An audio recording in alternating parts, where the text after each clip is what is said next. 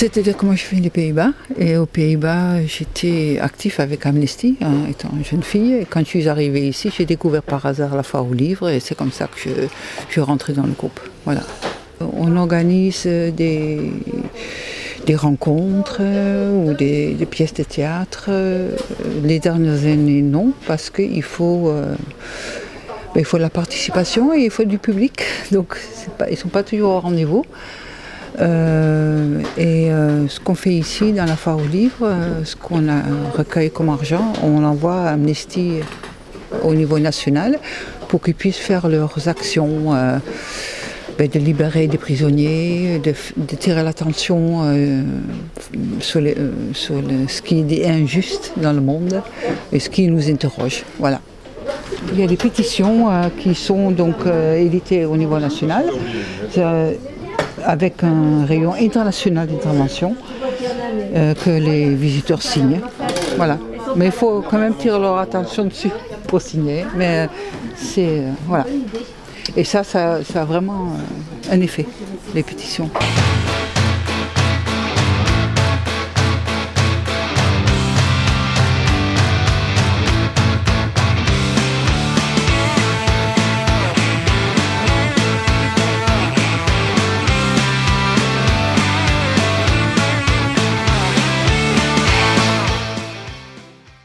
Donc je pense que la foire au livre c'est le 23e, c'est ça, une fois par an. C'est la seule action qu'on fait, concrète, mais qui est très bien ancrée dans l'esprit des Tullistes et de pas mal d'autres Corréziens. Vient juste après la foire au livre de Brive qui n'a rien à voir parce que c'est des écrivains, etc. Mais le fait qu'ici on peut venir acheter des livres pour un tout petit prix, accessible à tout le monde, ça amène quand même beaucoup de gens.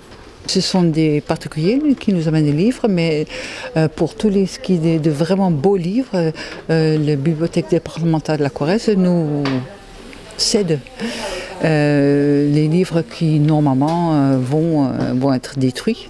Voilà. Donc ça nous soutient vraiment beaucoup. C'est vraiment une bonne aide. Et il y a des particuliers qui nous amènent souvent ce sont des romans.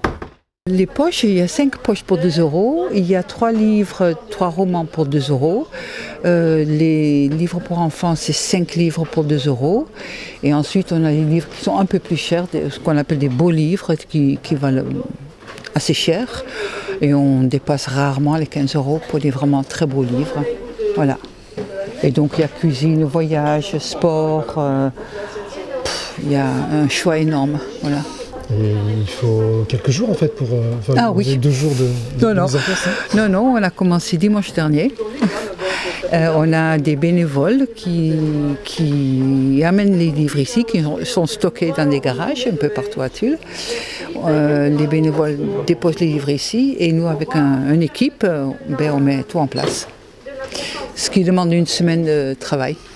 Parce qu'on n'est pas bien nombreux, et bon, il faut être disponible ici. Moi, je travaille dans la journée, donc je ne suis pas toujours disponible. C'est beaucoup de travail, mais on est toujours très heureux d'être là après, le week-end, voir venir les gens et faire plaisir. Et puis après une semaine pour ranger, quoi. Non, on termine donc dimanche soir. Dimanche soir, il y a une autre équipe qui vient, que des bénévoles, qui viennent tous les ans. On met tout dans les cartons. Et le lendemain matin, il y a une équipe qui va venir enlever tous les livres. Ah non, mais c'est bien rodé. Et beaucoup de travail, beaucoup de bénévoles. Et de longue date en plus. Et oui, pareil, donc en fait vous faites des ventes aussi oui, ventes d'objets. Des objets, c'est Amnesty français qui édite un catalogue et nous on commande quelques objets pour mettre en vente. Le calendrier, agenda, des petits jeux, voilà. Écologiquement, comment on dit oui, merci. C'est tout à fait, ouais. Il y a des victoires en fait que le groupe a obtenues. Oui, c'est quand on est adhérent à Amnesty, on est informé des victoires. Oui. Voilà.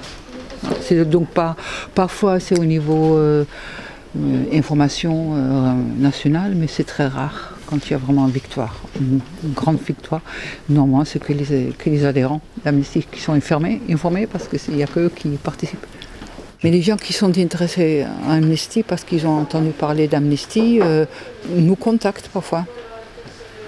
Mais très peu d'adhérents, comme dans beaucoup d'associations.